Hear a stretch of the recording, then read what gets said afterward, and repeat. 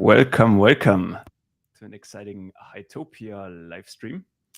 Today I'm joined by Ricardo, also known as Hemi the Hamster.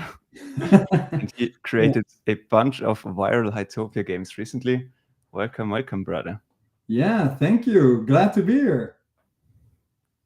Awesome, man. So we can take a look at your games because they're very addicting, to be honest.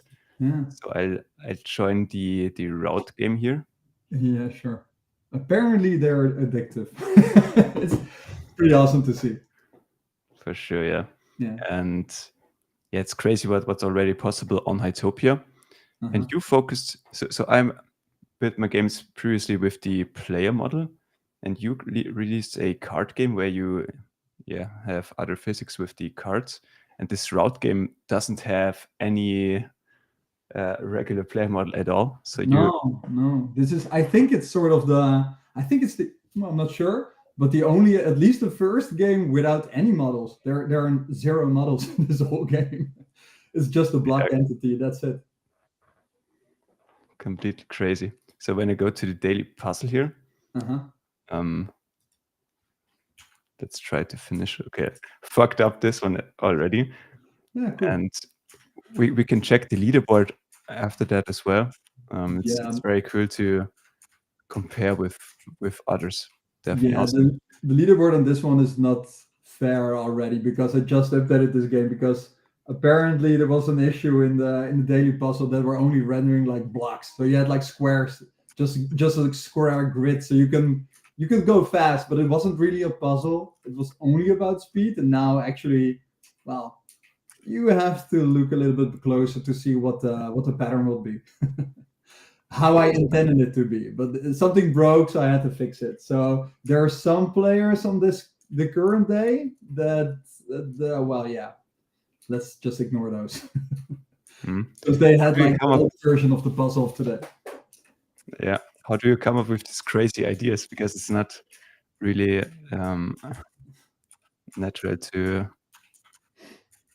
How I come up with the idea? Build a game like this, right? I have no idea. Well, so I don't. It's not like that. I have an idea of a game before I start creating one. It's usually more of okay. I want to see if something like some sort of mechanic. So I started off with, can I be a block player and just roll around in a sort of isometric world? That was sort of the starting point. I had no idea what kind of game I was making back then. For route at least. And how long did you take? How long did it take to make it? For this one? Yeah.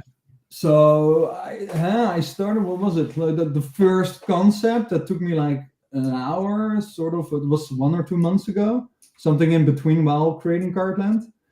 Because I wanted to try something else instead of only focusing on one specific game for 2 or 3 months. So I wanted to try something else. And then I had like the isometric grid or view, the camera view, and I had the rolling block, and that was all I had back then. And then when I launched Cardland and I was done with this game, well, done, it's not like finished, it's never going to be finished, I think. But at least when it was launched and playable, I was like, okay, maybe I should revisit that demo I made back then and see if I can turn it into an actual game. And that took me like, I think a week. So this game is basically, I think in hours, I did not record it or something, or record it. I think it took me like, just an estimation. I think it was like 10 hours in total, something like that. Solid, man. Yeah, I mean, if you have like the mechanic and the pattern and you have something fun, it's more like, so now the most time it was sort of spent in trying to fix all the issues I run into. So, and stuff like the player got stuck when you fell down. How do you respawn? How do you even save or persist like the current state you're viewing? If you will exit this puzzle, you go back into it. How do you keep that and store that somehow? It's more of finding those kind of things to figure out than the actual gameplay mechanic, in this one at least. For Cardland, it was a different story.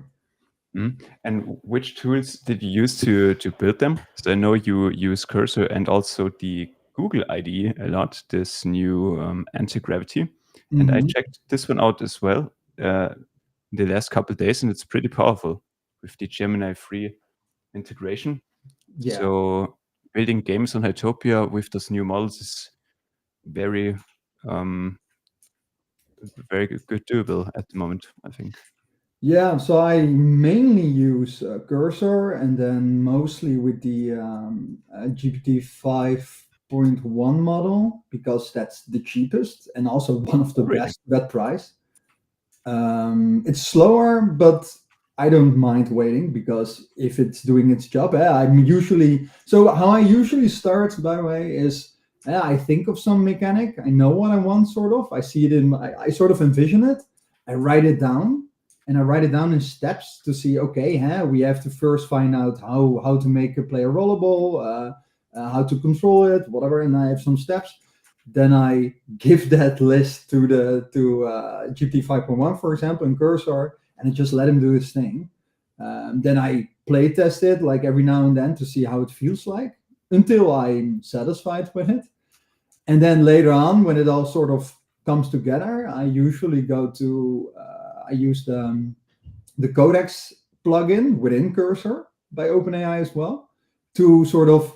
I then use the model GPT 5.1 Codex on mid to high reasoning, and then I let him sort of fine tune and solve issues, refactor the stuff, make it more optimized, remove all the dead, unused code, stuff like that to make it as clean as possible and as smooth as possible.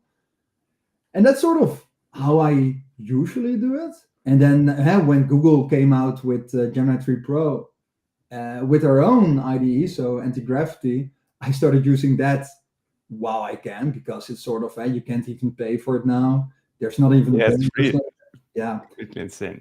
yeah. So it's and that one is I personally like that more because it's more. It feels like more human and more designery, sort of.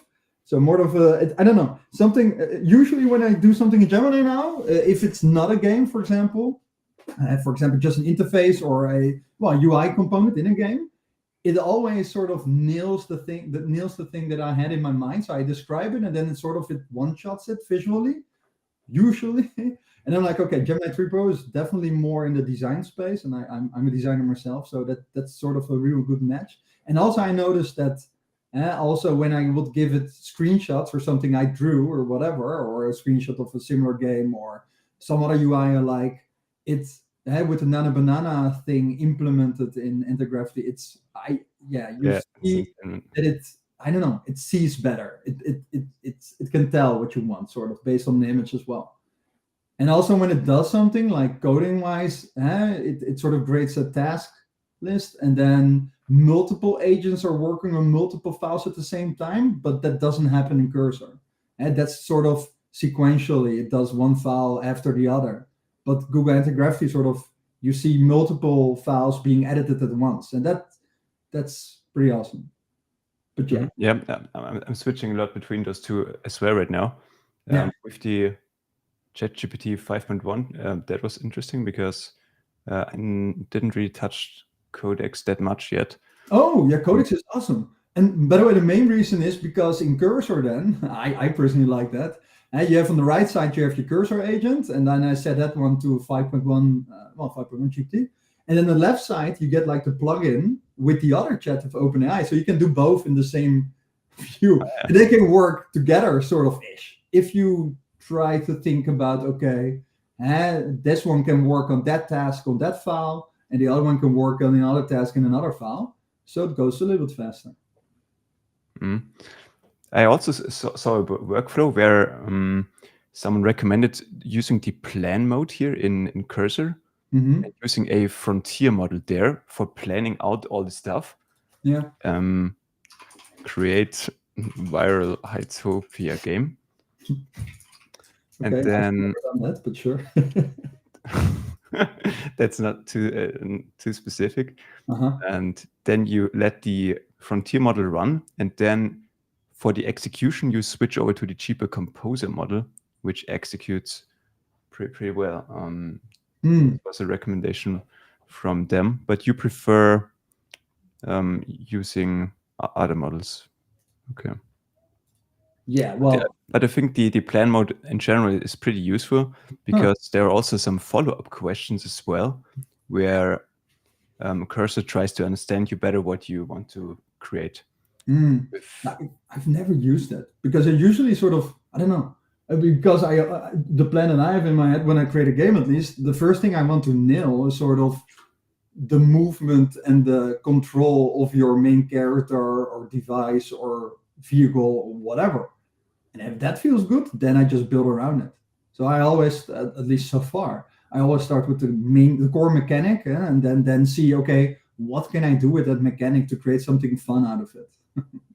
That's, and then, so yeah, the planning, because I'm not sure, but I think the whole prompt, like every model within Cursor has its Cursor's written system prompt, so they already have sort of a pre-written guideline from Cursor. But for example, if you want to do something outside of coding, I usually just go to, for example, OpenAI, just a website, chat in a non-scripted focus towards coding chat to see, okay, to brainstorm, for example. As if you want to brainstorm about new ideas on games, I'm not sure if doing that within an IDE, so a tool that's focused towards writing code, it's not focused towards thinking of new creative ideas outside of code, right? So I think the models, for example, OpenAI, just use ChatGPT, for example, they're not system prompted to just write code. So I don't know, they're more creative in my opinion. For example, if I would ask him what would be like the most fun game mechanic, I think ChatGPT in the web browser and on their website, on their own platform, comes up with more creative ideas than chatting with him in the code interface, because he's more focused towards writing code, right? He's not he's not the person you would ask to think of, well, creativity. So I think there's a difference there, even if it's the same model. Yeah, I think the system prompt guides them to do something else. Their role is different. And also in Cursor, it's more expensive to use, because I also have to look into that, right? So it's not cheap. For sure, man. Do you use the native Hytopia world builder? Because for the card game, I've seen you show some videos where you created a map builder from scratch. Yeah. I think. Yeah. So you build your own tools for the games themselves, right? Yeah, me, myself, and AI built some. But yeah, I mean, I don't build. So yes, and the reasoning is that because I started off with Cardland, and I started off basically. I knew I wanted to create a card game back then. So that was my goal, because there was not any on Hytopia yet. And I was like, okay, let's see if I can make one. How easy is it even? I had no idea, because personally I can't write a single line of code. Like I can't. I can. So what I ran into was more of, okay, yeah, I was trying to build a map in the world builder, a card like a karting racetrack.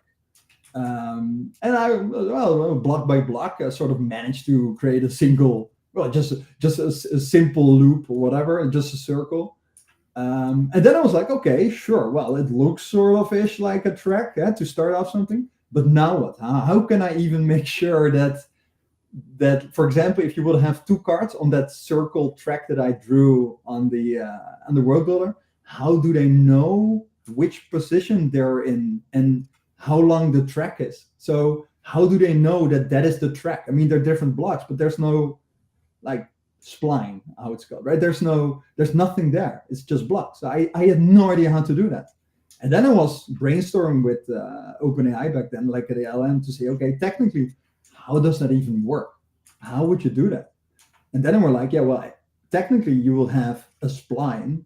That's basically a technical, a loop, for instance. And then from there, you could calculate positioning between different players, and then from there you build the world, for example. So I was like, okay, yeah, that's the other way around. So if I would have to start with a spline and then have to create or design the world on top of that, how do I even do that in the world builder? So I had no idea.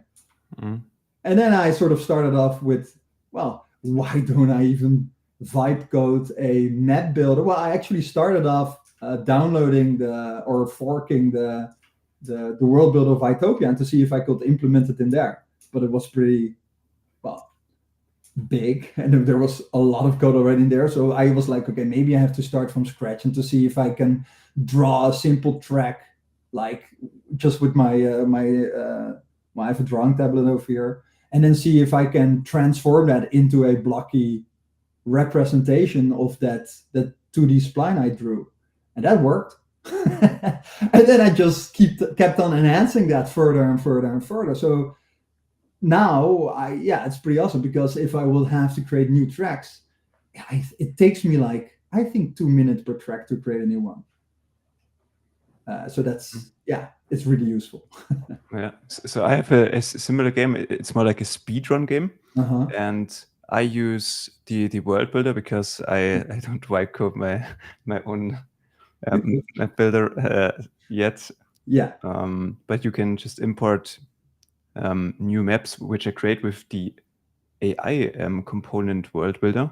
So you can just open the map builder and ask AI to create a dope Christmas jump and run track with models from the library of Hytopia, and this works fairly good. So they're not perfect, but they're ready in 1 minute or so, and you can export them and put it into the file. So it's also pretty productive this way. But I think with your with having your own stack there, it's even faster. Yeah. I mean, it's really awesome that you can do that stuff like that, right? I mean, it makes it easier for people to onboard, to create worlds, even to run into them, right? And to place assets in there you can interact with. That's really awesome. But like in the use case where you will have something, if you have a racing element and you need to see, I wanted to see a live positioning, right? You want to see your second place, third place, first place, whatever.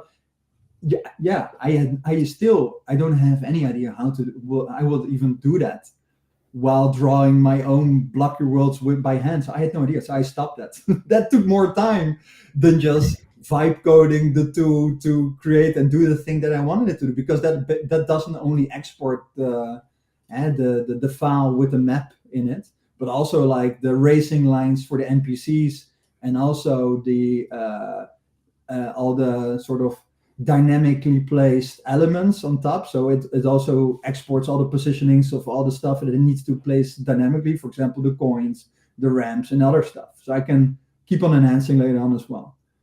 Makes sense, yeah. Yeah. So how I do it in the world editor, and this is maybe useful for some watchers as well. So you open this up here at the bottom, AI tools, components, and then you can prompt it. So I don't share the whole screen here. You can see here on the right, there's the AI assistant. You can just type in jump and run map. And then you generate the structure, do a quick capture, and then it generates the thing. And I did this already with this one.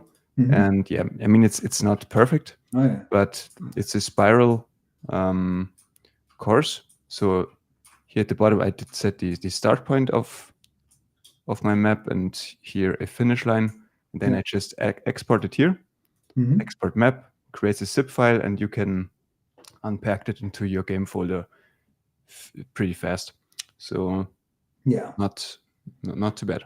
No, that's definitely not too bad. That's much quicker than doing it by hand. And this definitely beats the create or vibe on your own to create your levels or whatever. That definitely. So this is your node track is ready. I mean, you can't really use that one. Here the distance is too far. But you can also test this with the player model. So you can let it spawn. I think here. I'm not sure how to set the exact spawn position, but you can run around with it and just see if this would work in game. So pretty useful to have a quick preview of Yeah. how it would look like in game. Then you export it and let the AI code editor do the rest. Yeah, awesome. Yeah, by the way, do you already use because it was released today, right? The local version of the world builder?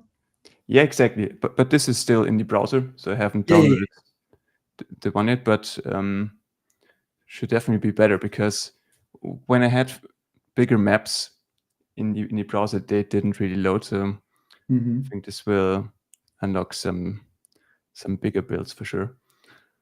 I'm very curious about your more longer time vision here with building on Hytopia. So you created 2 fairly popular games right now. Will you build an whole ecosystem, or Sorry, what was the or last thing you said? Sorry, I didn't hear that. what is your goal on the platform long term? Do you just want to express your creativity and build whatever you want and just see where this all goes, or do you Yeah, have a so no, bigger picture? no, so the main goal is I want to create fun stuff. So that's and yes, so the starting point, by the way, of my whole journey was sort of okay. I already invested pretty much time already in the whole ecosystem before I even started creating games, because I already had like I even no, I did not mint NFT worlds back then. But I got a lot of them secondary, and also invested time in then back then with my own NFT project, create like a world, Hammy World back then. I was really focused towards that when it was still focused towards the Minecraft thing. But then when it got rock pulled and stuff like that, I always kept my worlds. I have like 10 of them right now or something. I think 10. And also Yeah, some so in Discord you have status with 10 plus worlds. So yeah, I at keep least I all have of them. 10. But they're all staked, so I don't even really look at them Alright. anymore. I also had some note keys and stuff like that. So, and then I was like, okay, yeah, I see the whole project growing, and I see some games popping up, and I was like, and the whole purpose of the whole no, the whole thing of everyone could create a game. I wanted to see for myself how true is that. As I was an investor, and I was like, okay, I want to validate myself. I want to see if I can create my own games, because in the past I've created some app store games with some friends who are developers, and I was always the artist. I was always the designer, so drew the illustrations and stuff like that. But I was never able to create my own game because I cannot code. But now with the whole alignment of the whole AI phase and Hytopia, sort of trying to implement that and embrace that sort of, I was like, okay, let's see if I can do it myself, right? So that's sort of, and I sort of, I don't know why I started off, but I kind of want to create some sort of Mario Kart like game. Maybe I should have started with something smaller back then, but hey, I did. It sort of worked out. It took me 2-3 months, but really proud on it. And then now it sort of it turned into my okay. Yes, the promises or that Hytopia were making about AI and everyone could make their own games, they're definitely true. You have to put some time in it and some effort, but yes, everyone should be able to do it. So that was true. And then I was like, okay, but now I sort of got addicted to it. Now, so I made my own game, and now I'm like, sort of, okay, yes, well, what's my next one now? And I now have a list of some, so some concepts, some ideas. And now I want to validate them all to see how easy are they to create. Is it fun to play around like that? Can I build a game on that? And maybe I don't want to do overdo it or something, because I still have a day job, and I also have a wife that's not really happy if I put a lot of time in it. So I have to balance it a little bit. But yeah, I mean, now it's sort of my creative vent or outlet, however you want to pronounce it. I'm not sure. Outlet, probably. Yes, outlet, I guess. So it's now it's instead of just drawing, this is also my now go to be creative and to put my creativity in. That's yeah. So that's sort of the main goal. So the goals changed. It started off to see are the other promises, are they delivered, and is it true? And now it turned into, I just want to create creative, fun games that everyone can play. Family friendly, by the way. That's also one of the big things I want to focus on. Also, if I'm not sure if you can see it, there's some Nintendo stuff.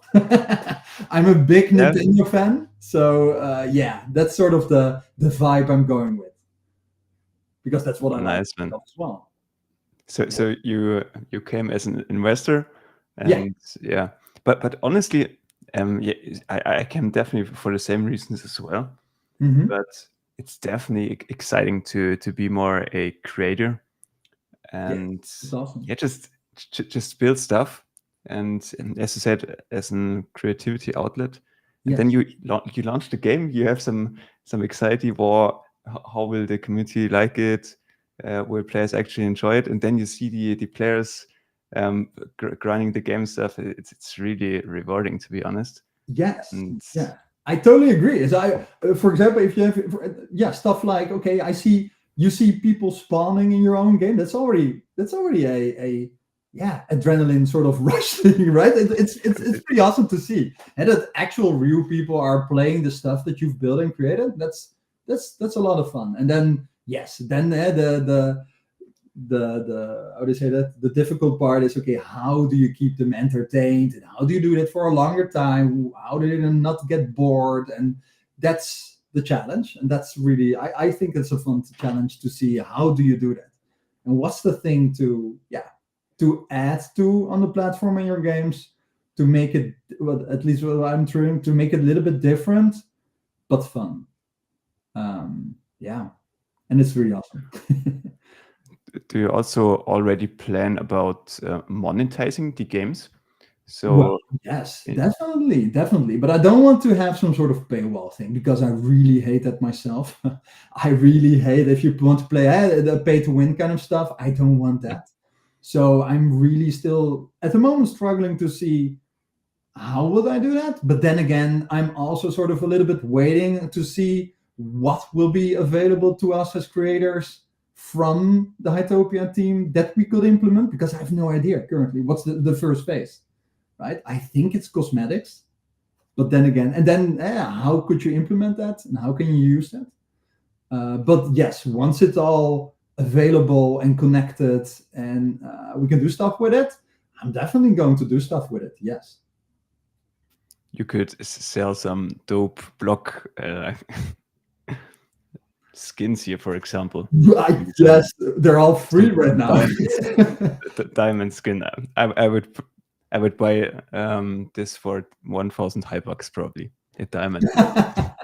Yeah, so now at the moment, I'm not sure if you know how to. So they're basically all the block textures of Hytopia made available to us, and you just unlock them every 10 levels that you do. You unlock a random one. So yeah, I can imagine, for example, if you want a specific skin and you don't want to wait, you can unlock it faster by putting some high bucks in it. Sure, that's not something that pays to win or whatever. So that's fine. Cosmetical stuff is always good, I think.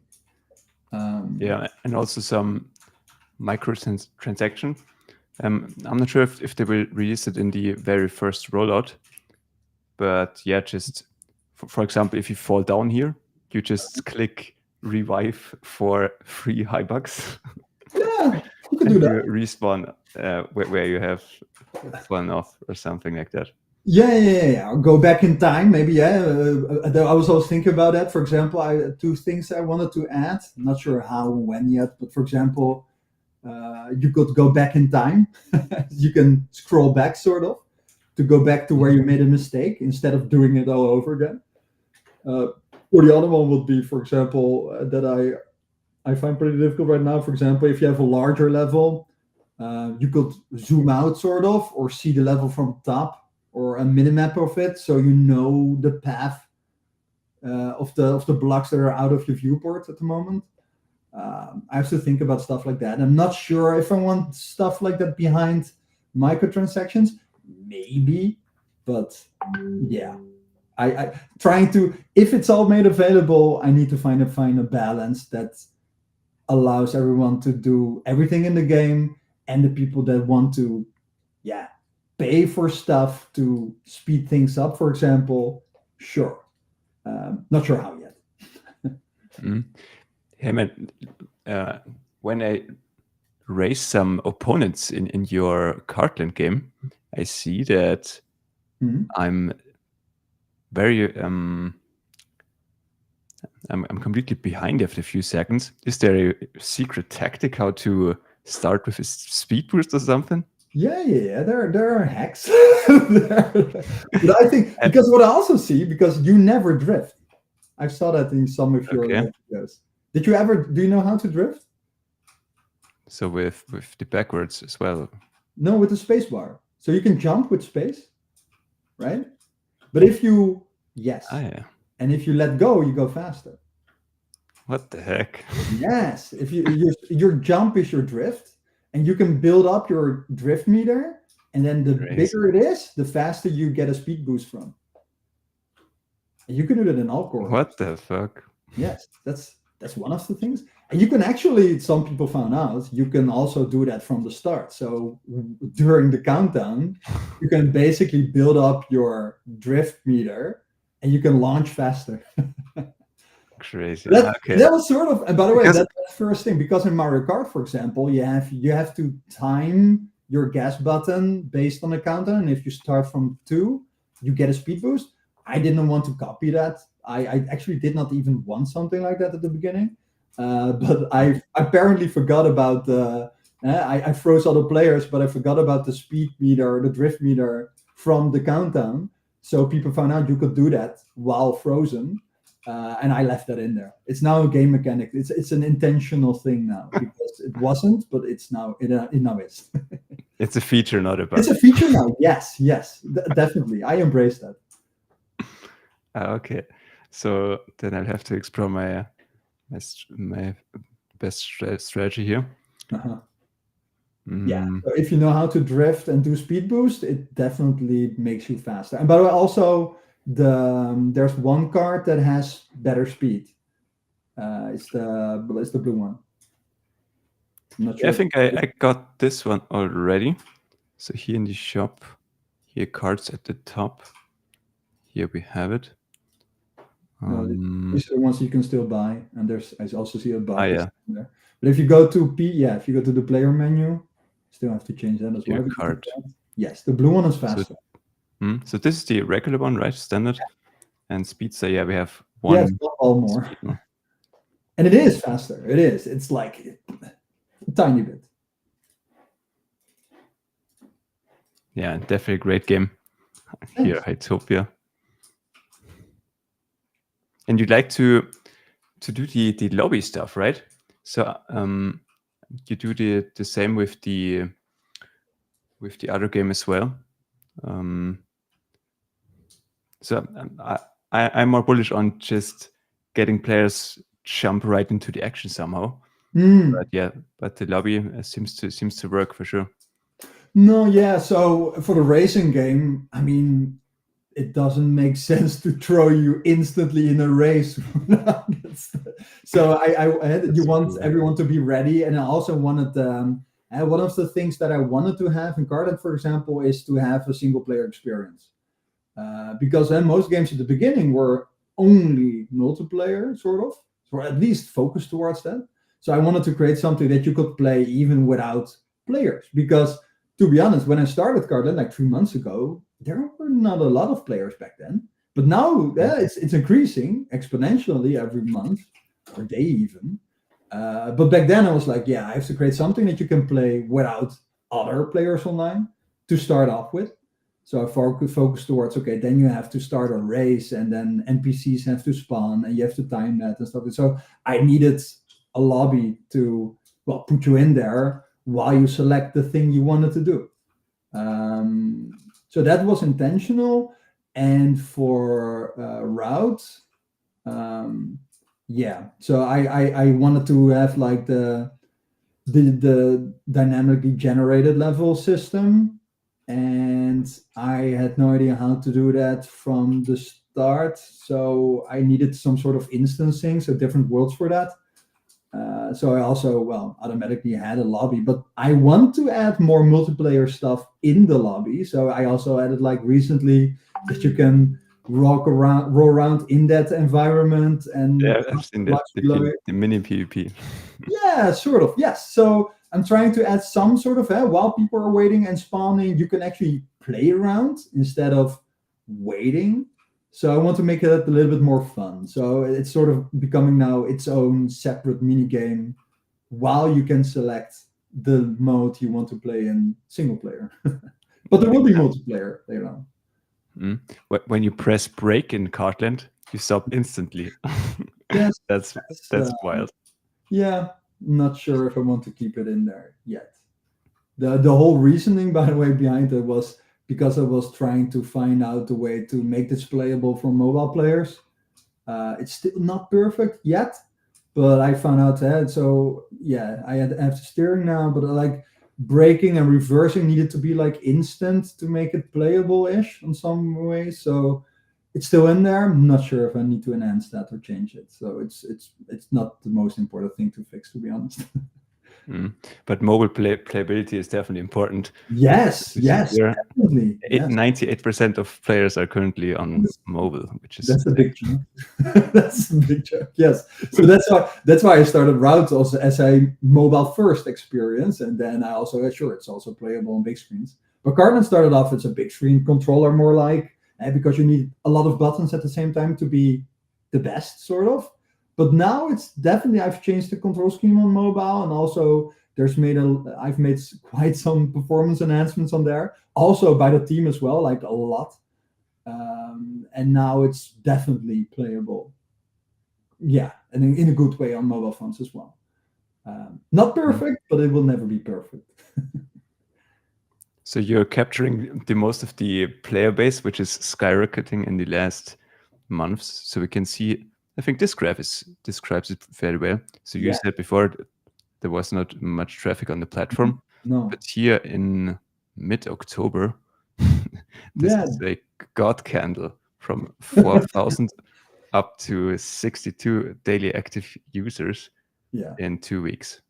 Crazy. Yeah, that's really awesome. Yeah, so when I started Cardland, there were like not a lot of users, right? So you needed maybe some. you brought them all in only because of Cardland. No, I'm not sure. Don't think that's the reason. Don't think that's the reason. But I think it's promoted here at the top of the page even. So I mean, Hemi is all over the place here. Yeah, it is. Apparently so, at the top, and the second game directly Route. Yeah. So you can only play Hemi games right now. I did not do that. It maybe feels like it now, but I did not do that. I'm honored, but hey, yeah. So it's really awesome to see. In 3 weeks, we have all recommended games made by you. No. Because now, so currently I don't have. It's not like I have a third project ready to launch or whatever. So I want to put the next update will be or launch will be sort of, it's not Cardland 2, but like a lot of additional content for Cardland. I have a lot ready, so it's I want to have it before the holiday season. Well, holiday season already started, but like in a week or two, it needs to be in there. Very, very exciting, man. Yeah, it is. So it's like 5 or 10 new tracks and some additional content as well. And I need to overall the lobby experience as well, because now what you maybe also saw yourself is people drop down, they spawn, they don't really drive around in the lobby. So I want to enhance that experience a little bit more. So it's more a lot of AFK activity for sure. Yeah, because they're browsing the UI to choose the thing they want to do, and then they click start game, and you see the disappear. That's what happens now. So the lobby sort of, I need to make it more fun, so you can also play around in there as a sort of game mode.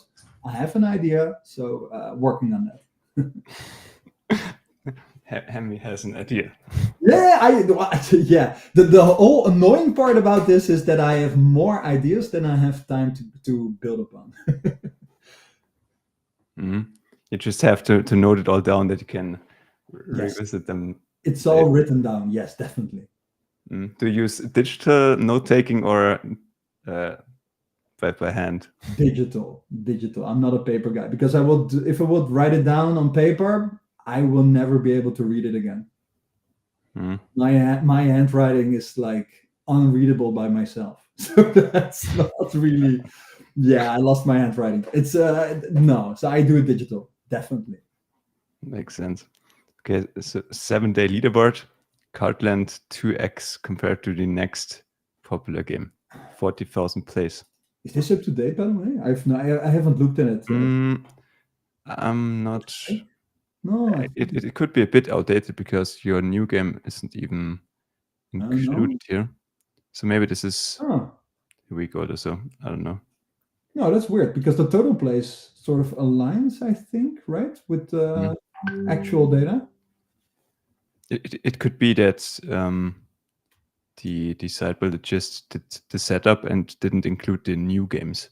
Yeah. I think there's sort of an algorithm behind that sort of calculates the amount of plays, but it doesn't add the new games automatically.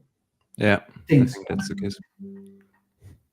But how can you dare not adding your route game? Yeah, hey, I don't know. Maybe holidays. I don't know. I don't know. Do you use the MCP inside the cursor and? No. Really? No, I did at the starting point but now when 2-3 months ago, I think the MCP is already it was working back then already, right? Yeah. Yeah. Then it was really awesome because it was sort of up to date with that point in time version of the SDK.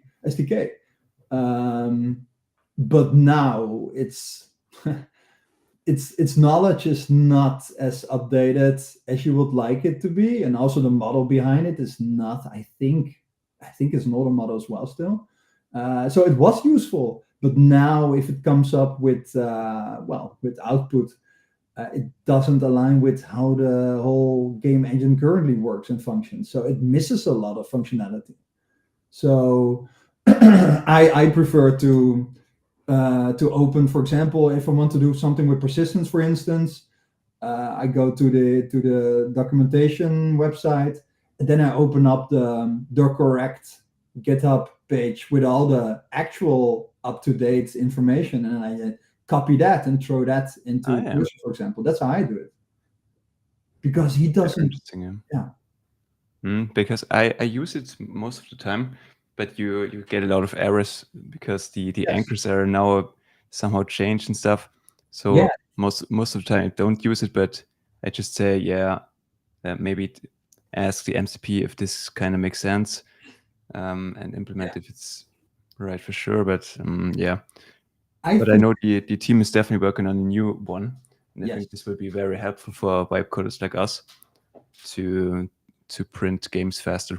Yes, definitely. No. So the new one, at least Arc sort of mentioned it, right? So there's already a work in progress version, I think.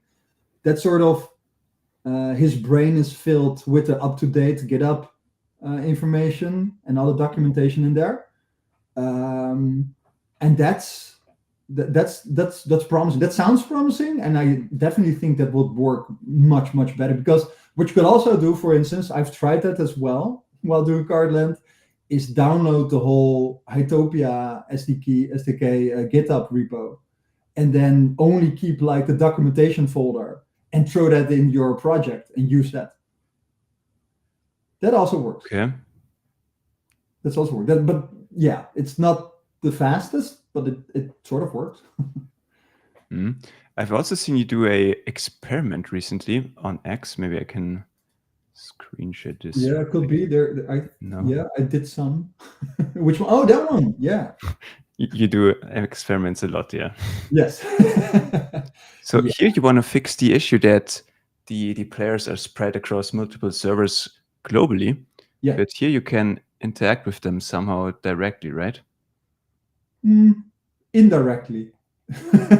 So it's not directly. So you can see. So what I already made working sort of. I have a working trial sort of example or experiment, however you want to call it.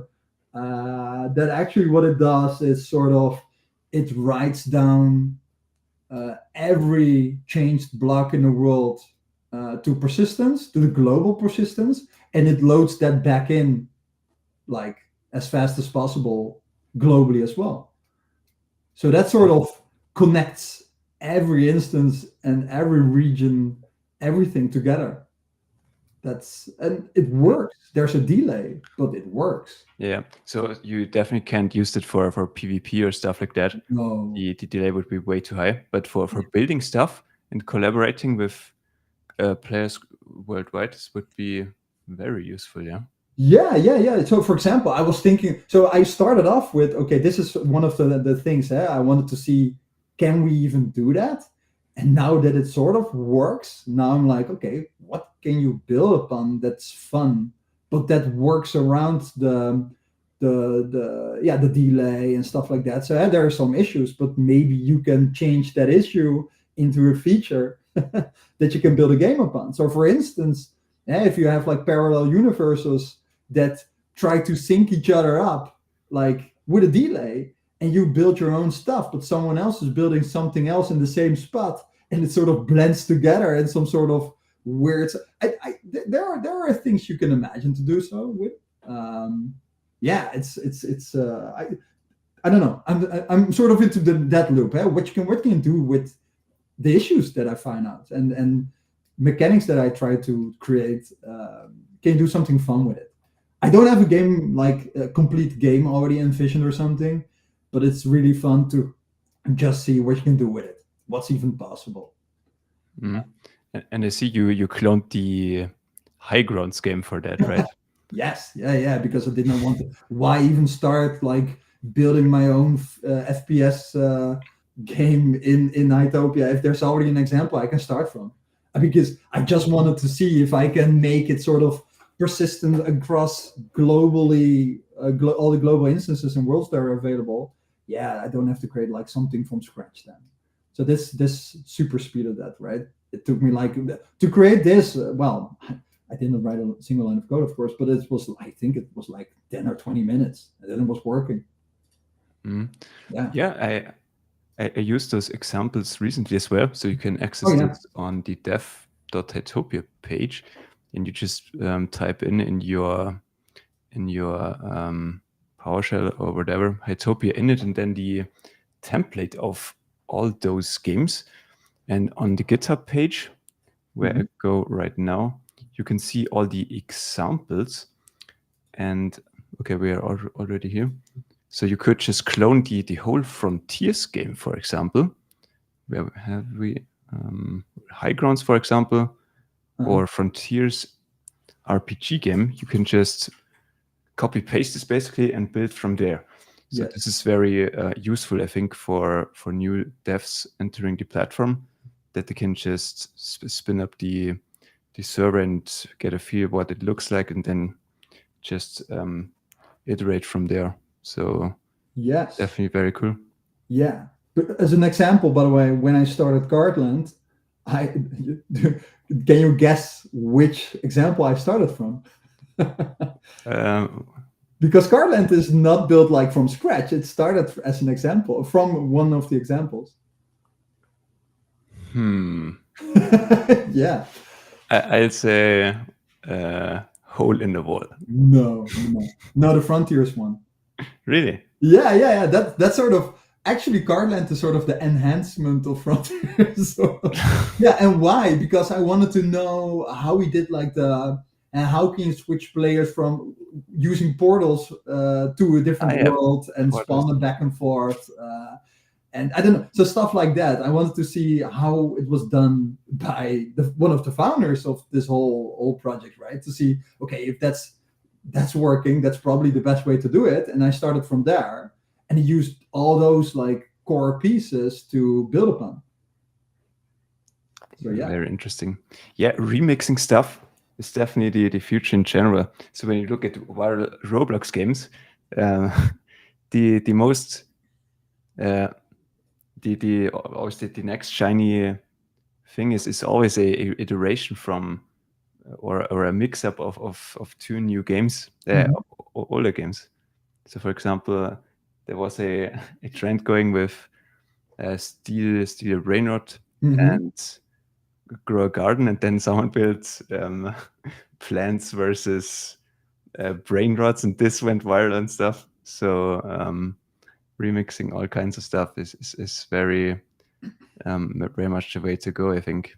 Yeah, I mean, so personally, by the way, I have never. Well, I'm not a Roblox player at all. Like, not a big fan, to be honest. Yeah, the artist is not. I don't like the style either.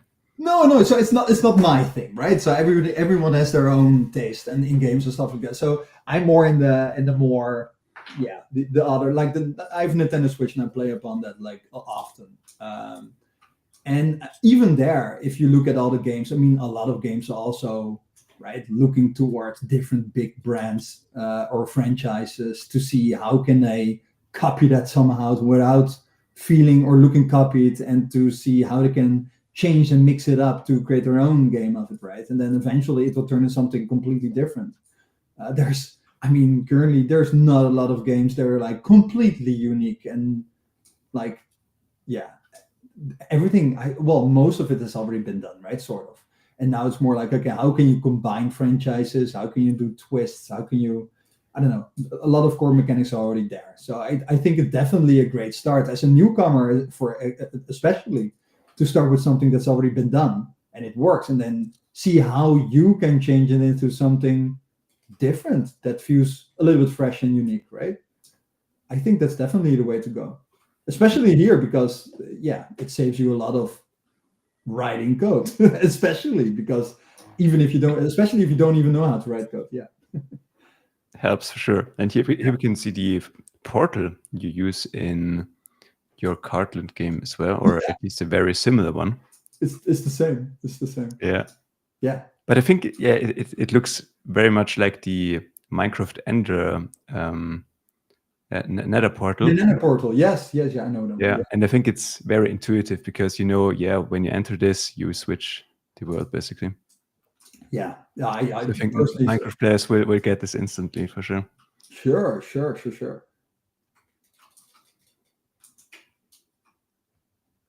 Yeah, Frontiers one is a great. I think that's the best example at the moment, at least as a third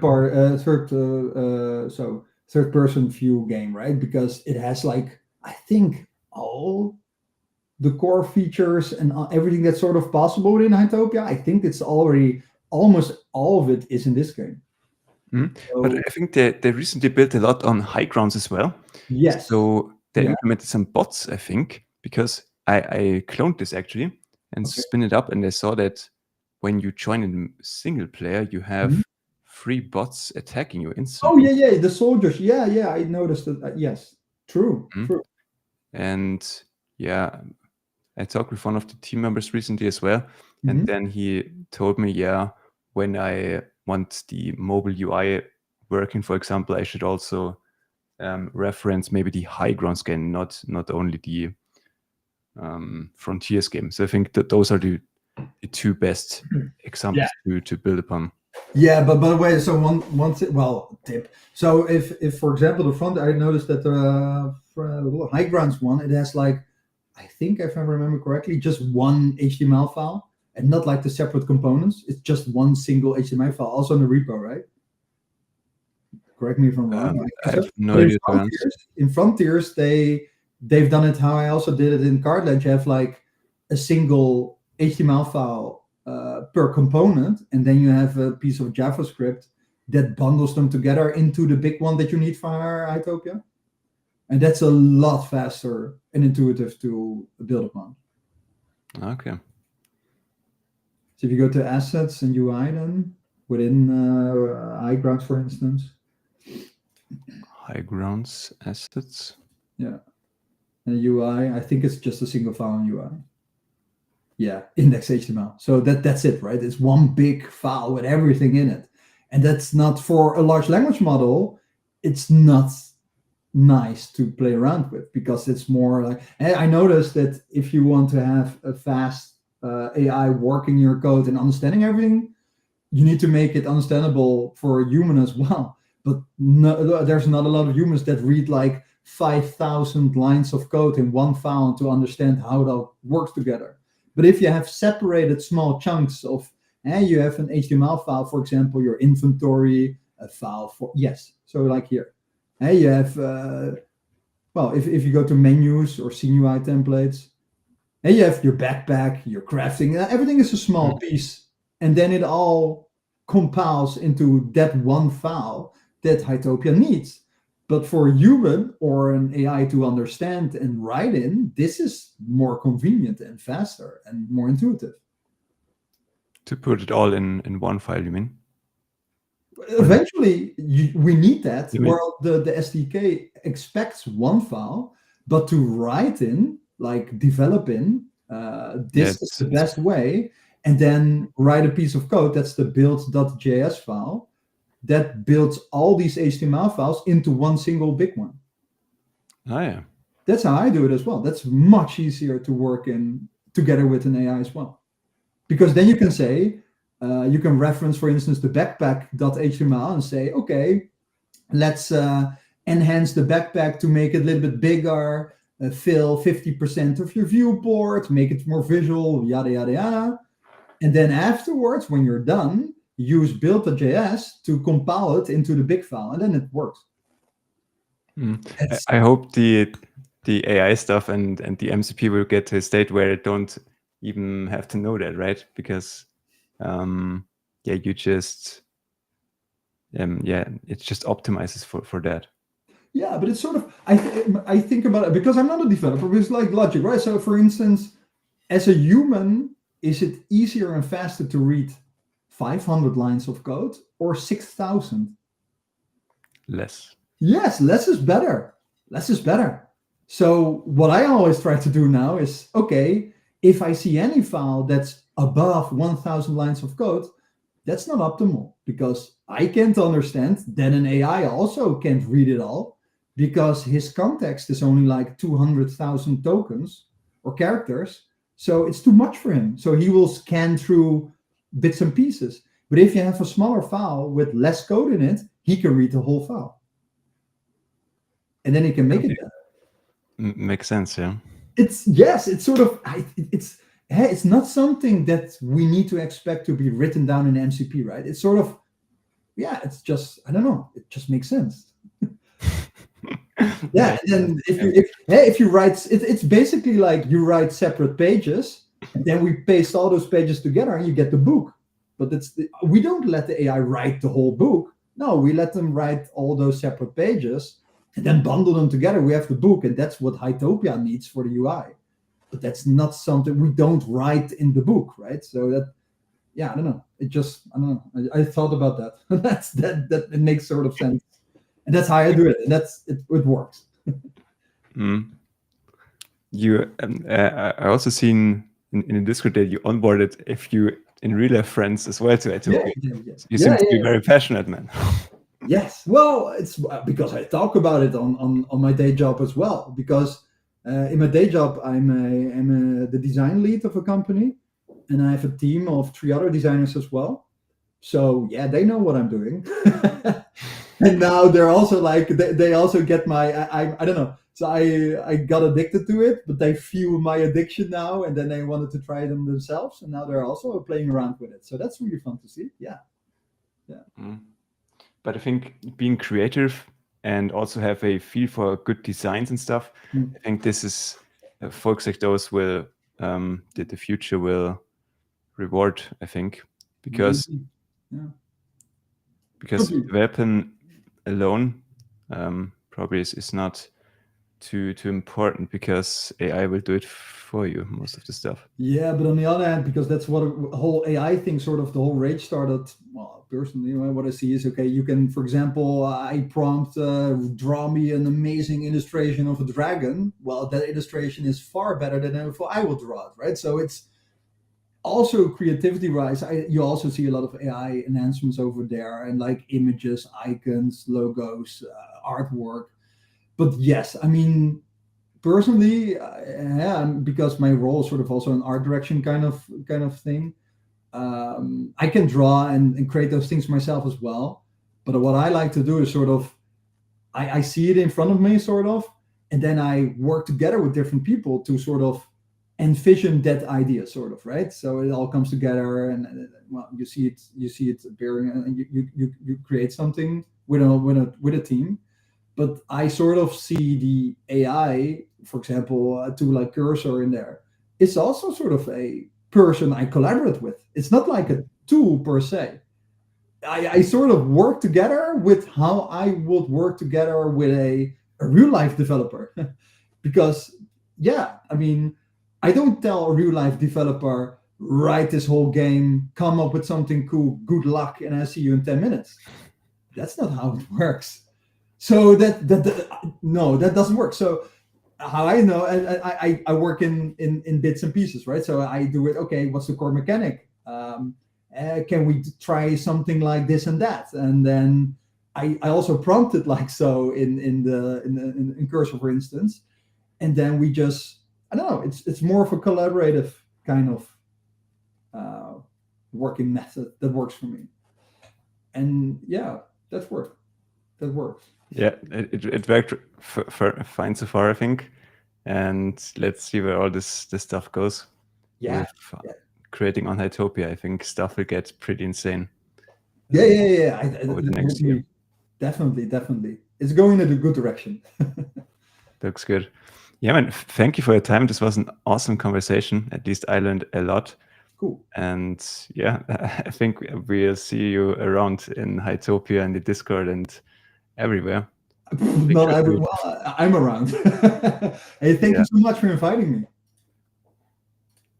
Very much enjoyed it, man. Cool. To the audience, also make sure to follow this guy right now, Ricardo Hemi the Hamster on on X here. He's providing us with dope updates to his games all the time.